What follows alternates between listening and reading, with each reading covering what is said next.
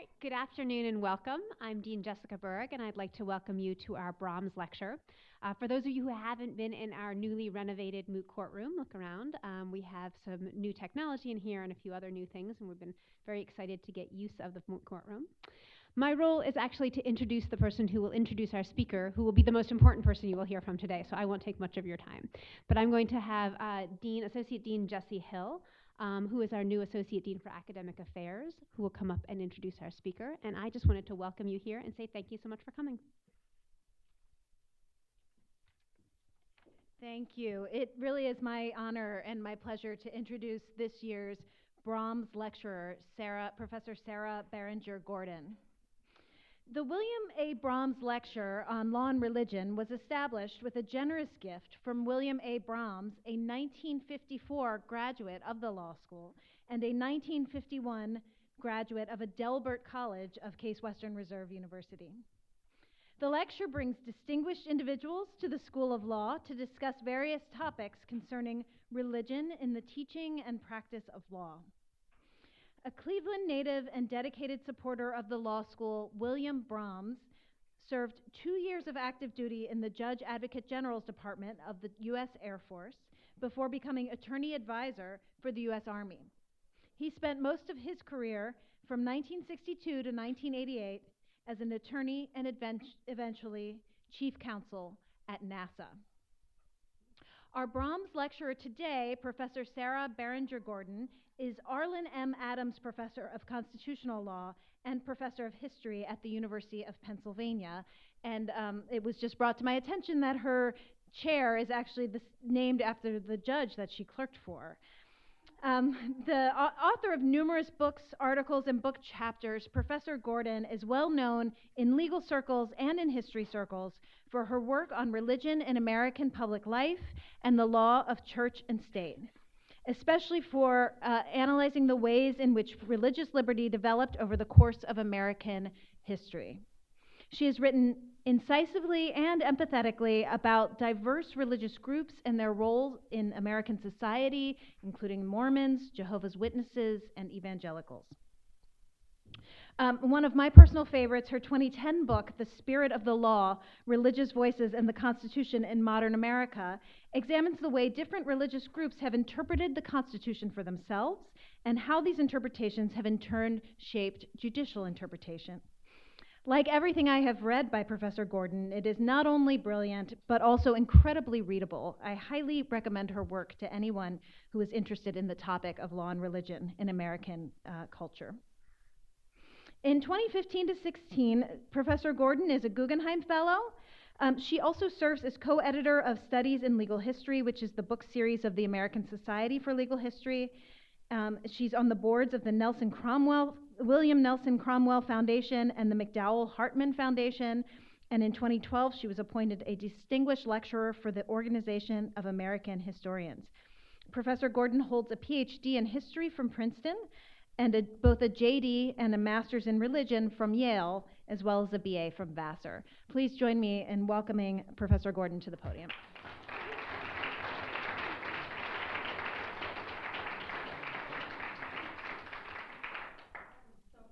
Am I speaking into the mic well enough? Terrific, thank you, Ken. It is great to be here. I'd like to thank everyone at Case Western and say how excited I am to be here and how thrilled I am to think that we have a 1954 graduate of this law school endowing this lecture, because much of what I will be talking about will affect the period that he was practicing law, although chief counsel at NASA sounds like a much bigger job than anything I will ever have. Let me dive into my topic today, beginning with the case that is reflected here on the slide.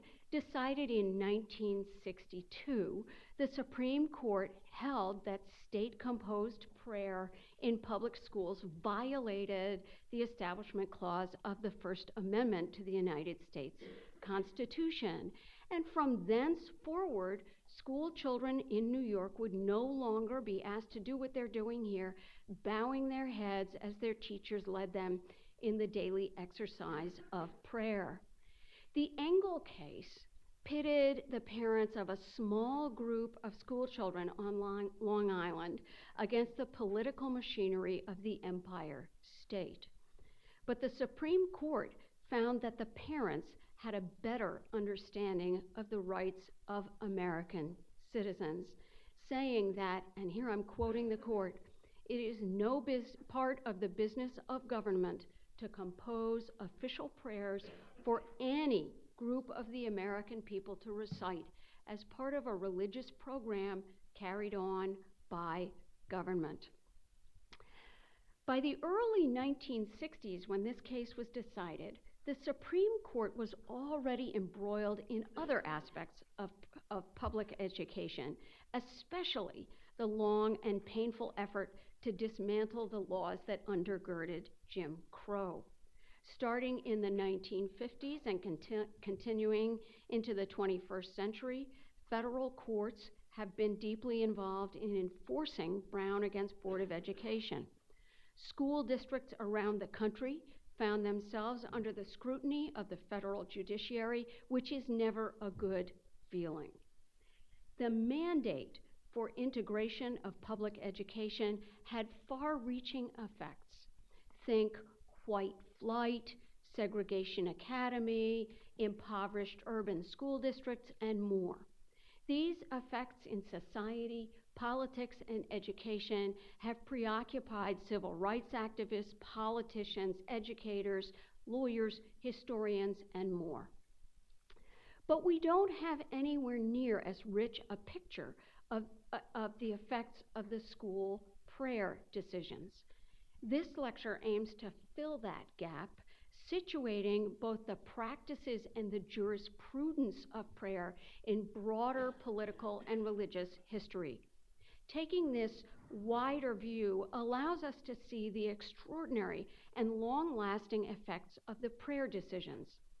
A fine scholar of the Constitution once said of the Supreme Court that the justices had extraordinary power.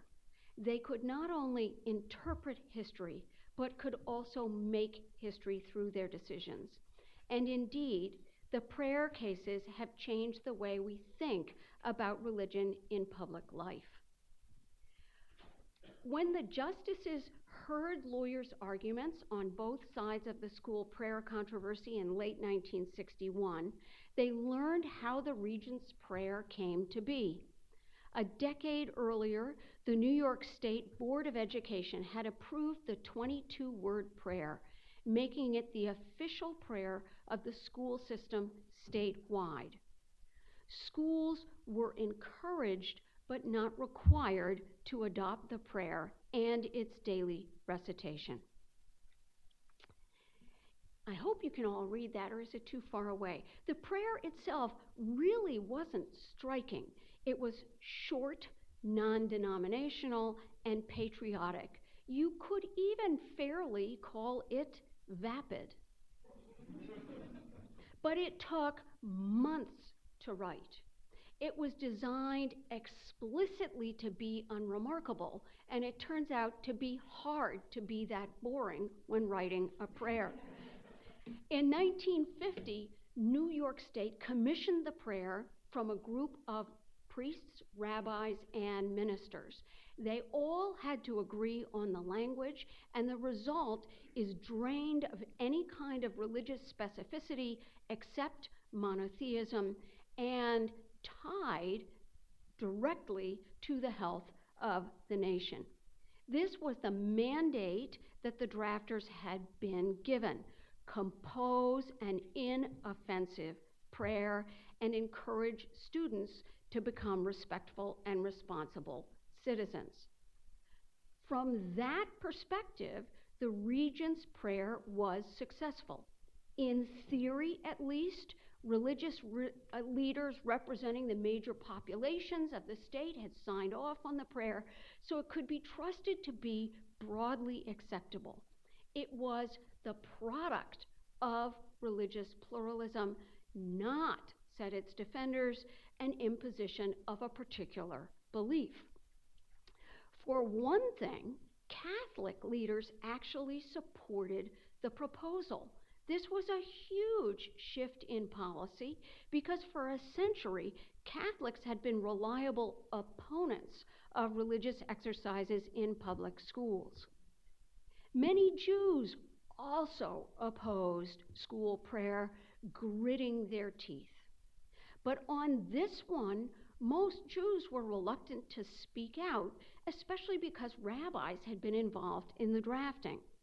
Gradually, momentum grew in favor of the prayer, and it became New York's official policy in 1951. The Regent's prayer also fed into a brand new tradition, and I'm putting scare quotes around that because it was brand new, so it's hard to have it be a tradition. As the United States entered the Cold War, new religious language began to appear in political venues. Just as the Regents Commission convened to draft their prayer, the Federal Council of Churches, representing dozens of mainstream Protestant denominations, and the National Association of Evangelicals both called for the recognition of the power of God in American history. The Pledge of Allegiance, they argued, should include the words "under God" to commemorate and cement the dependence of the country and its citizens on divine guidance. In 1954, President Dwight Eisenhower attended New York Avenue Presbyterian Church in Washington, where 2 years earlier he had been baptized, confirmed as a communicant, and made a member of the church, all in a single day, 3 weeks after he became president. His rapid voyage into religious commitment found expression in his support for an amended pledge. After listening to a sermon, you see the preacher up there, on the critical need for a reference to God in the national pledge, Eisenhower declared his endorsement of the change. When Congress compliantly delivered the amendment in a bill, the president signed it, saying that the new language in the pledge, and here I'm quoting him, reaffirmed the transcendence of religious faith in America's heritage and future, and strengthened those spiritual weapons which will forever be our nation's most powerful resource in peace or war. Such changes in political rhetoric reflected anxiety as well as confidence. For one thing, educators and politicians were deeply concerned about a crime wave after World War II. Conflict at home was as undeniable in the Cold War as the threat from afar, especially among young men. Aren't they always the problem, right? Among all you young men. Crime jumped 50% between 1948 and 1953. Gangs with names like the Dragons and Cobras terrorized urban centers especially. As Newsweek complained in 1954, our vicious young hoodlums, as it called them, were on a crime spree that included random violence, such as setting an otherwise harmless old man on fire and tying a 16-year-old girl to a tree after she had been stripped and then whipping her. They raced in stolen cars and terrorized schools. In response, American leaders increasingly armed police forces, but they also turned to prayer and religious counsel. In New York State, public educators did more than just endorse the Regent's prayer. They created a full-grown program on moral and spiritual values for schools based on the conviction that religious exercise was, quote, the best security against the dangers of these difficult days. They were convinced that religious consensus would provide a spiritual shield for young Americans. So government officials not only composed prayers for school children, but entire curricula based on shared spiritual values. The same ethic lay behind the embrace of the term Judeo-Christian in this period. This label appeared first in the late 1940s and was used early on to describe anyone who had opposed fascism. The Judeo-Christian tradition in that approach made religion a centerpiece not only of democracy, but of all humanity. President Eisenhower put it in ways, and I say this with some sadness given his recent death, but he sounds like Yogi Berra, right, when he talks like this. He explained in 1952, our form of religious government makes no sense unless it is founded in a deeply felt religious faith, and I don't care what it is. He then said, with us, of course, it is the Judeo-Christian concept, but it must be a religion that all men are created equal. Eisenhower said you could never talk like this with any Russian because all of them have been brought up to believe that religion was the opiate of the masses rather than a source of freedom and dignity. But Americans knew the truth, that religion was the essential mainstay of democracy, even if politicians and educators couldn't explain exactly how that worked. For that, they needed scholars. Reinhold Niebuhr was the most powerful theologian of the mid-20th century. He argued that Hebraic concepts, a covenant with a personal God, historical revelation, and so on, were central to democracy. They were also the bulwarks against both communism and secularism. And we should take note of that new word here, secularism. In the 1930s and 40s, secularism was widely just believed to be sort of the flip side of communism. But by the early 1950s, the appearance of secularism as a separate line item in the list of dangers reflected the conviction that those frightening new juvenile delinquents lacked all religious sensibility. It also resonated with concerns about growing materialism in an increasingly consumption-crazed society, right? Stuff we still worry about. In Niebuhr's view, tempering these threats, right, communism, juvenile delinquency, consumption, was the job of the combined Judeo-Christian population of America. Only prophetic faith could assure the survival of democracy against Marxist hoodlums and the totalitarianism, he said, that flowed from their noxious creed. Don't you wish we could write like that? The most important Jewish proponent of this new tradition, Will Herberg, actually began his career as a Marxist.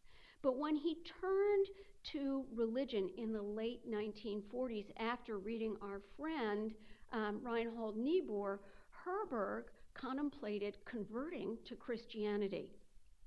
But Niebuhr surprised him by advising Herberg to stick with Judaism, to find God in his own religious heritage, because Christianity and Judaism shared many important commonalities that made them key elements of Western civilization. Herberg's response, and especially his well-known book there on the left, Protestant Catholic Jew, published in 1955, described the separate worlds of each faith, but concluded that these religious cultures together formed a Jewish-Christian faith that was the epicenter of American strength and resilience. But the underside, the dark side of all this unity within diversity, was the tendency of Judeo-Christian defenders to elide the real differences, especially between a majority Christian country and the many distinct minority American faiths. It was at least awkward for Christian politicians and intellectuals to exploit Judaism in a country with its own history of Christian anti-Semitism. Think about this guy, Father Charles Coughlin of Detroit, who in the late 1930s and early 40s was embroiled in a nebulous plot to destroy the Jews. And despite Herberg's endorsement, many Jewish commentators were wary of the Judeo-Christian label. Reform Rabbi Bernard Heller, in an article from the early 1950s, argued that blending Judaism with Christianity by using the term Judeo-Christian denied the distinctiveness of the Jewish tradition. He wrote, "Judaism refuses to accept the kiss of death." In truth, Bible reading and prayer had long been controversial in public education, even though the Engel case was the first to reach the United States. In the 19th century, several major urban centers, including, most importantly, Cincinnati, Ohio, banned school prayer and Bible reading in an effort to include Catholics. Even in New York State, where the region's spiritual curriculum was so touted, fewer than 1 in 5 schools adopted the prayer. The majority of school districts found that the prayer was incendiary, and they dropped it as a means of avoiding divisions within their communities. It's fair to say that most historical studies of the unified, the sort of consensus-driven American religiosity that took root in the early 1950s, most studies tend to skip over the late 1950s and early 1960s. For example, a leading scholar of religion and politics in the 20th century spent a long time on the decade after the end of World War II, 45 to 55. And then he just noted that by the mid-1960s, twilight was beginning to settle over this consensus-driven Judeo-Christian tradition. By the early 1970s, he said the bloom was off the rose, and Americans embraced ethnic particularism so completely that they began to see the term Judeo-Christian as a front to Jewry. And what's so interesting is he never tells us how the twilight arrived. And for the second half of my talk today, I would like to investigate the notion that the Judeo-Christian tradition died after the early 1960s, giving us a sense that there is a vibrant history that scholars have missed. Just to give you a teaser, way back in 2007, then Republican presidential hopeful John McCain was attacked for saying that the Constitution established the United States as a Christian nation. Just a year later, on the campaign trail, he clearly had learned his lesson. He shifted to saying that America was a Judeo-Christian valued nation. In 2009, President Obama said at a press conference in Turkey that Americans might be Christian, but, quote, "we do not consider ourselves a Christian nation or a Jewish nation or a Muslim nation. We consider ourselves a nation of citizens who are bound by ideals and a set of values." A firestorm erupted in Congress as the Congressional Prayer Caucus went postal. They considered themselves Judeo-Christian, as they put it, and they said so loudly and repeatedly. And to give you an update, Our friend Ben Carson said just last week, I think it is, that Islam is not in line with Judeo-Christian tenets. Ted Cruz and Marco Rubio warn of attacks on Judeo-Christian values, such as the Supreme Court's June ruling on same-sex marriage. It's everywhere, people. The Judeo-Christian tradition never died. It just went to Paris, right? It became partisan, deeply partisan. Now, it may be that the country would eventually have divided politically over the notion that religious diversity could be respected by a core consensus that described itself as Judeo-Christian. But we will never really know because the Supreme Court got in the way so completely and stuck their fingers up the nose of politicians in 1962. In that Engel against Vitale case, the court announced that even the attempt to be inclusive was doomed because those who had relied on the Judeo-Christian tradition to protect the country from the likes of Hitler and Stalin had mistaken their constitutional ground. Hugo Black, Justice Black, who wrote the majority opinion for the court, focused on a much different and arguably irrelevant, almost silly history. I'm just saying. So he said that in England, battles over the Book of Common Prayer in the 16th century forced out dissenting Protestants who believed their faith would be compromised by the new rule. In that way, Puritans took the first step toward becoming what would be their migration in the 17th century and the founding of New England. It all happens really quickly in the opinion, just like I'm talking. Unfortunately, those Puritans in turn oppressed dissenters. I'm still channeling Hugo Black. But by the time of the Revolution, freedom-loving Americans embraced separation of church and state.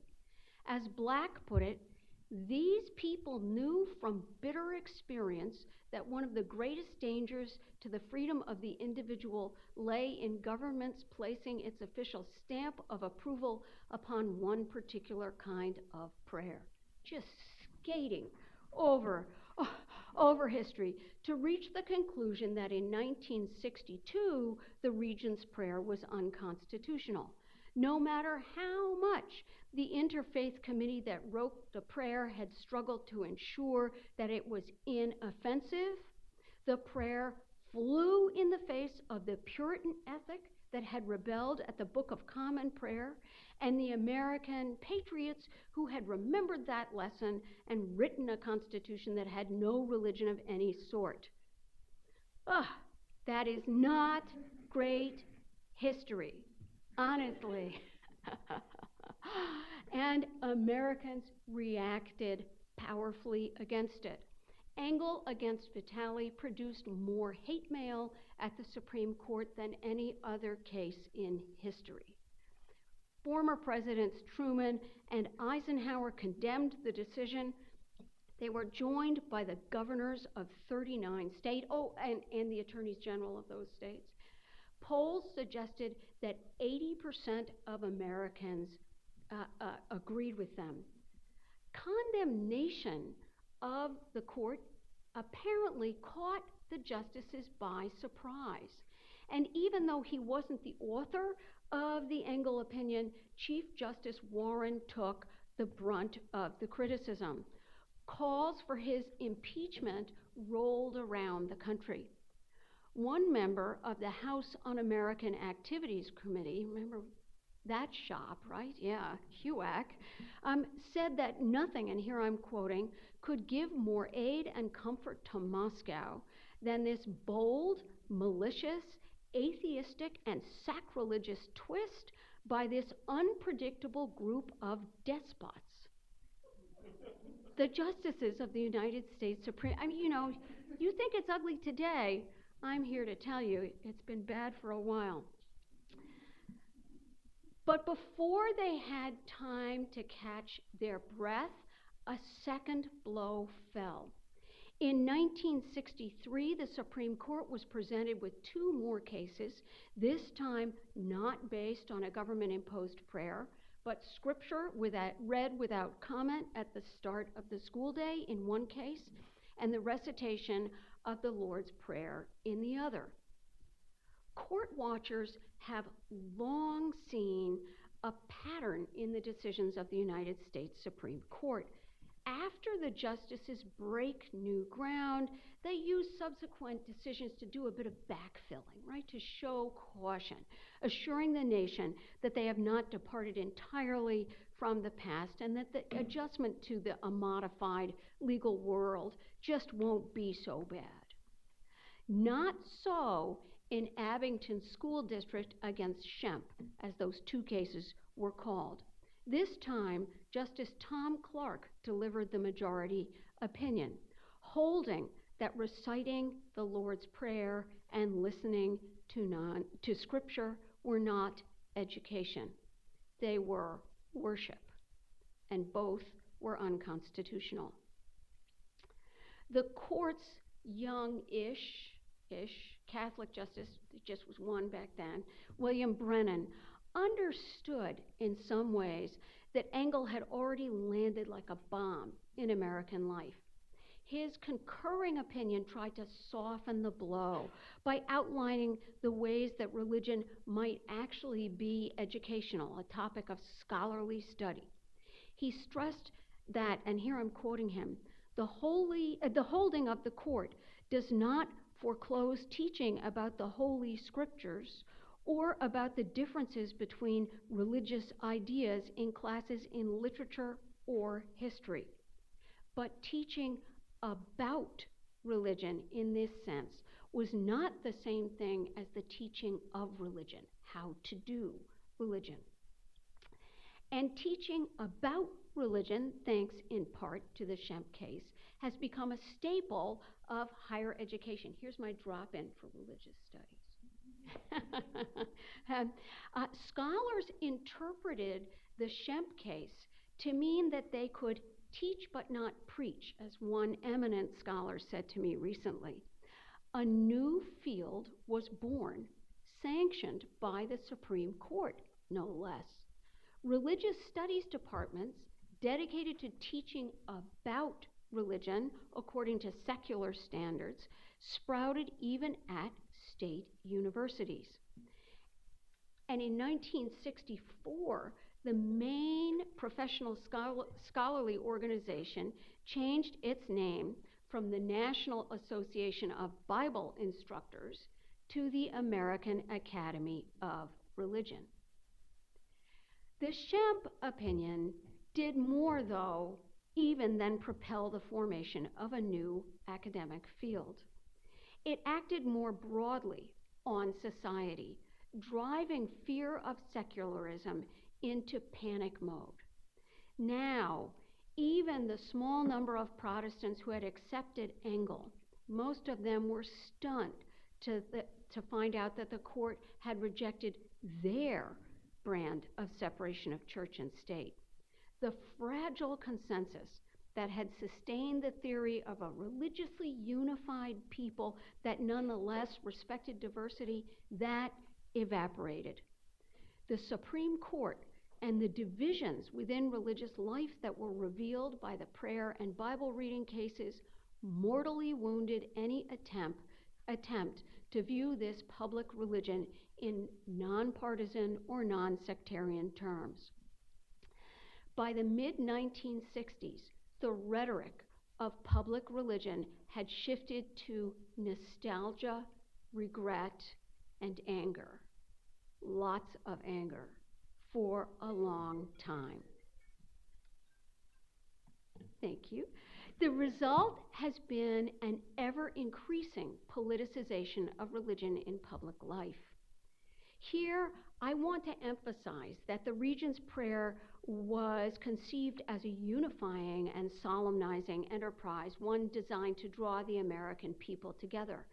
We could, and probably will, disagree about whether the enterprise behind the prayer was wise or came close to achieving its goals.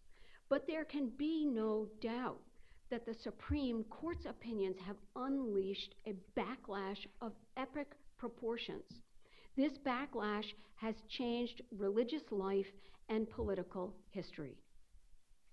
Indeed, Schempp drove a wedge between those who had long understood themselves as supporters of separation of church and state.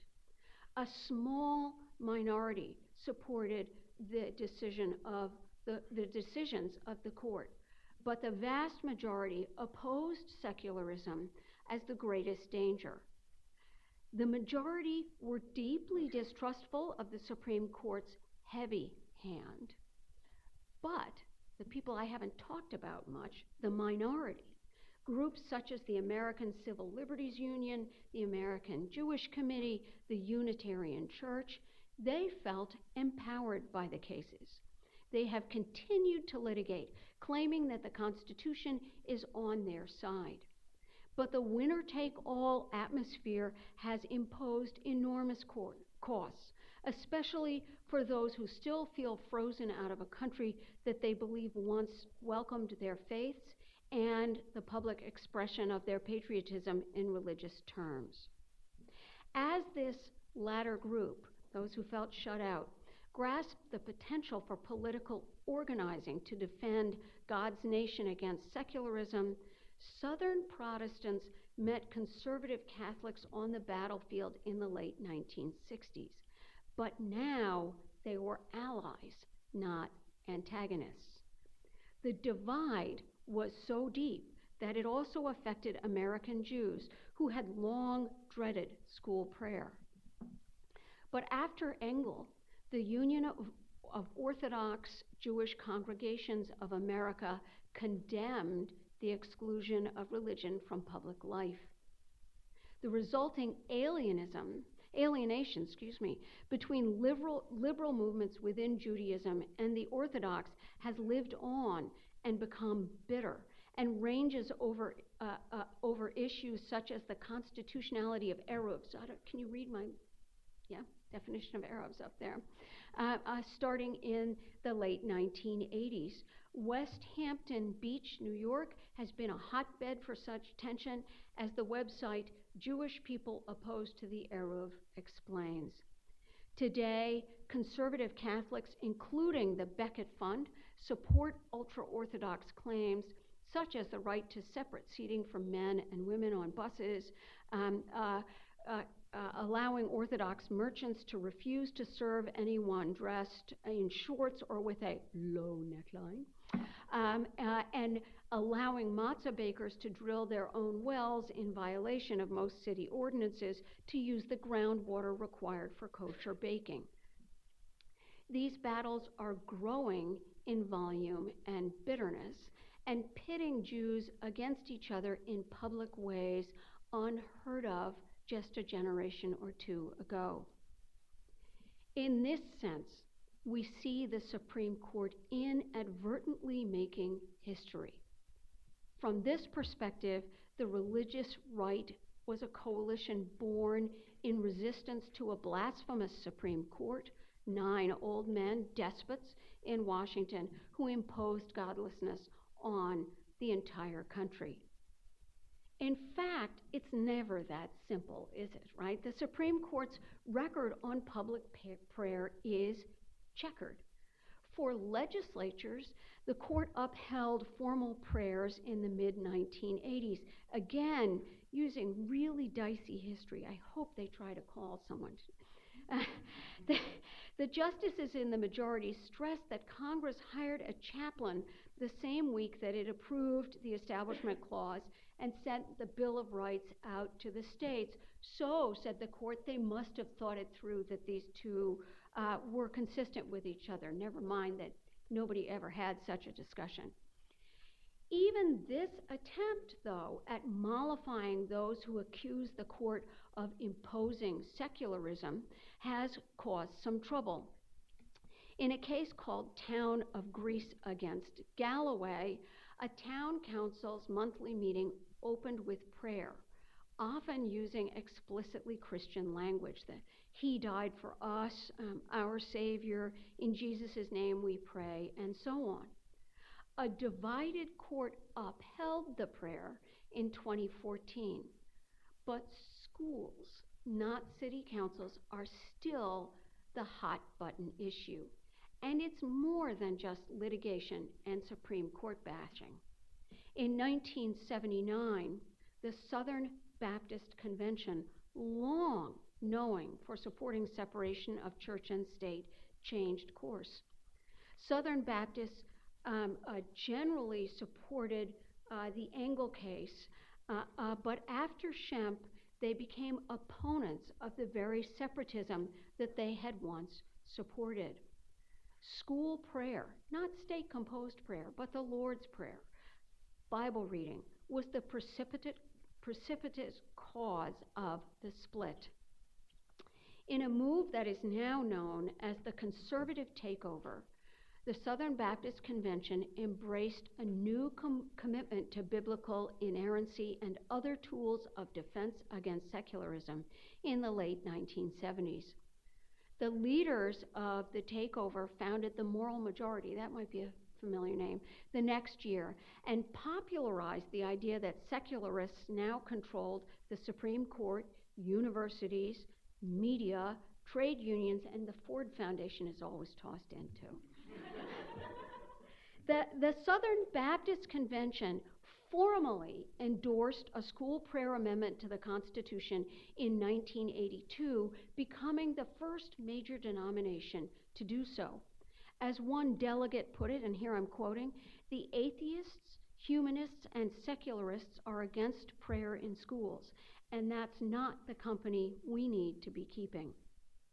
Soon, the notion that separation of church and state had ever been central to believing Americans began to erode. One outgrowth of the new coalition, Concerned Women for America, grew to be the largest women's group in the country within a few years of its founding. They were and are dedicated to prayer as a means of ensuring God's grace for America. They reject separation so thoroughly that in the 1980s, they coached members on how to answer hard-hitting questions such as, "Don't you believe in separation of church and state?" The correct answer was, nowhere in the Constitution of the United States does the phrase separation of church and state appear. It is only in the USSR Constitution. And although they get a lot less airtime than these groups, the religious left was also galvanized by public prayer. The advocacy group Americans United for Separation of Church and State is not a secular organization. It was founded in the late 1940s explicitly as a Protestant group with the very bad name choice, Protestants and Other Americans United for Separation of Church and State. The school prayer cases divided this organization, as the cases did in so many others. Many of those who had been supporters of POAU, as they used to call themselves, urged the group to oppose the court and defend non-sectarian Judeo-Christian prayer. Instead, the group embraced the decisions and lost most of their members over the next several years.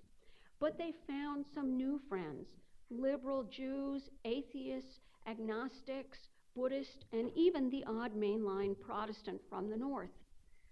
To reflect this new audience, the group had a liberal revolution that matched the Southern Baptist Convention's conservative one.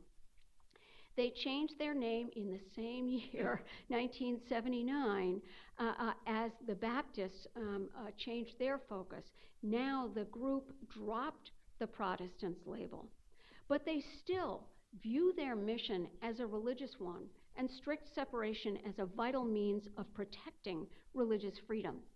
Their longtime director, Barry Lynn, pictured here, is an ordained Congregationalist minister. So, and here I'm winding down, What are we to take from this decades-long conflict? One lesson is that the Supreme Court turned what had been a national theory of unity up high, but disagreement down below in local communities, turned this sort of parallel situation into a long-standing and at every level controversy that involves both politics and ideology. We still feel the divide. Just to give you one final example, I could have done so many, but this is the one I chose. Alabama enacted a student religious liberties bill in May, following similar laws in Mississippi, Tennessee, Georgia, Missouri, and Oklahoma. It requires school teachers and administrators to allow students to express religious views openly in their homework, on the playing field, in class presentations, and in artwork. And this is the reason I totally fell for this one finally. One commentator on a news story about the legislation put it this way: "Our Father who art in heaven, hallowed be thy name. Please hear our prayers, O Lord, and open the eyes and hearts and minds of our so-called leaders, so that they may know that the laws which they doth try to pass are unconstitutional per se.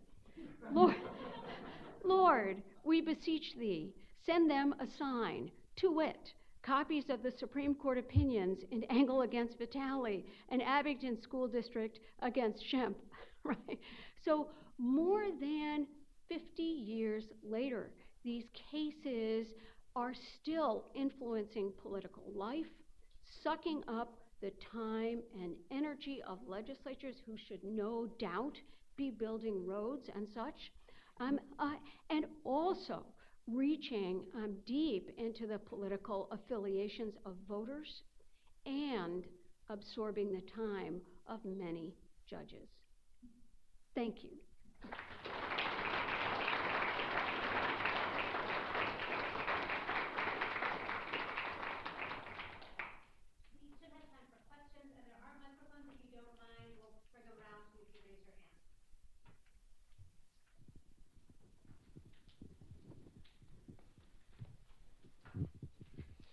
Thanks, Sally, for such a really thought-provoking and wide-ranging talk. This is great. And I have to confess with some autobiography, which is that I grew up as a Southern Baptist. And the trajectory of the Southern Baptist Convention has been one that's been fascinating for me. And I want to weave it into this question. But it probably comes less as a surprise to you that I was thinking about a German sociologist of religion, Ernst Troeltsch, who, of course, posited that in the Christian tradition, there are two different ways to think about organizing church and society. One is the church, which is coterminous with society, and not being a member of the church leaves you outside of society and thus extremely vulnerable. Of course, he wrote before the Third Reich and the sort of ultimate demonstration of what this vulnerability of being an outsider would be. But that most Protestant churches really were sects which set themselves apart from society. And of course, this is the great American tradition. And the Southern Baptist Church I grew up in didn't want the state writing a prayer because they would get the theology wrong. And if I said it, I would go to hell. So it's better to not say anything at all and say this in church. So what was it about that period of 45 to 55, or Reinhold Niebuhr was writing earlier, that led the United States to step out of its history, to leave its exceptionalism, and to embrace Judeo-Christian tradition as a church, which then defines dissenters as outside? Was it fear of communism? Was it the mobilization of the anti-fascist campaign? What was it in your view? Well, that's such a great, hard question. But I think it's the right question. I think in many ways that Americans, and I saw them do this by the 1860s and beyond, congratulate themselves that they had solved the problem of church and state, not realizing that it was everywhere, the problems were everywhere around them, and the only way you could convince yourself that there wasn't an issue is sort of like, well, I'm going to reveal my low rent taste. Is anyone else like Eddie Izzard? So he has this great riff on the Pilgrims, the Puritans showing up in North America, arriving and announcing that they had come to an empty land, and then breezing past saying, "Excuse us," as they're pushing natives out of the way. And then, of course, when they're starving, later showing up and saying, "Hello, we love all this," right? So there's a sense that I get that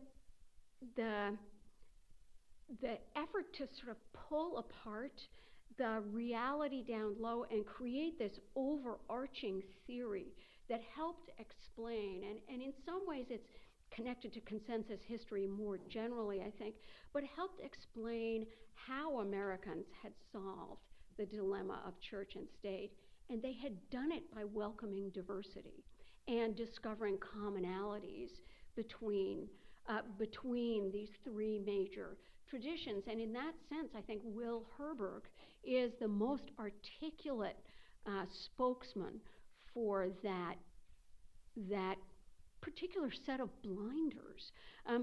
For example, Herberg said that each of these religions exist in their own silo, in large part because an Irish Catholic might marry a Polish Catholic, but a Polish Catholic would never marry an Anglo Protestant, right?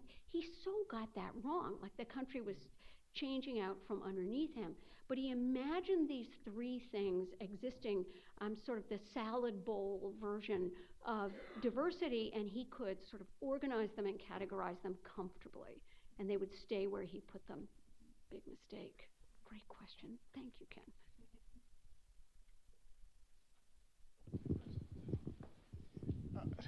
So, around the edges of your story are issues of race and school desegregation. But they're sort of lurking at the edges. I think it was Howard Phillips. It was somebody, not a historian, but one of these people who writes about American politics, who argued in a book probably about 10 years ago that the real origins of the Christian right were the Bob Jones decision. The segregation academies. Exactly. Yeah. And I'm wondering how much that's the story, and sort of the rest of it gets pulled along by that wagon. That's a great question. Just let me mention the Bob Jones case to anyone who's not familiar with it. It was decided by the Supreme Court in 1983, I think. Thank you, Jesse. Yes. And it involved, actually, there was a slide that had the Goldsboro school folks there. It involved them as well. It was a consolidated appeal.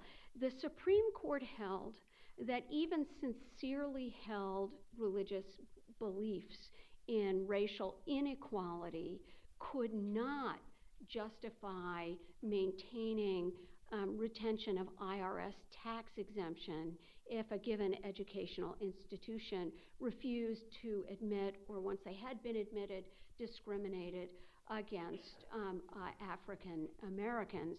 Even if they were sincere about it, said the court, the maintenance of racial equality is so much more. It is so valuable that even this important interest in religion can't justify head-on the conflict between the two. I have indeed thought long and hard about the question you ask. Are the segregation academies actually fake religion? Is there real religion there? And one of the things that I find so interesting is the position of the IRS in the Bob Jones decision, because they had written rules for tax exemption that exempted Catholic, Amish, and Jewish schools, right? Saying, okay, you guys can discriminate, but the others can't. And in many senses, I think that betrayal rankled the Protestant right, if I could put it that way, saying that others got to discriminate on the basis of their religious beliefs, and we don't get to. On the other hand, you're right. Racism, racial equality, white supremacy is all over the cutting room floor. I'm sorry to say, because I wanted to have you stay awake, if you possibly could, not go on for too long. But you are absolutely right. There was one congressman from, I want to say Mississippi, but I'm not sure, who said after Engel that Earl Warren had forced Negroes into the schools and now had kicked God out. So I think there is some sense among some groups of society that these two things are working together. It's of course much more complicated because you see many civil rights organizations starting in the late 1950s trying to bring prayer into the schools on a liberationist groundwork, but you're absolutely right, and it bears. Someone needs to take Howard Phillips out and really show him how you can complexify this and get a richer picture. So I'm going to ask that we move ourselves into our reception, but I want to thank our speaker, and I know you'll have time for questions. Of course. Afterwards. So thank you. Thank you.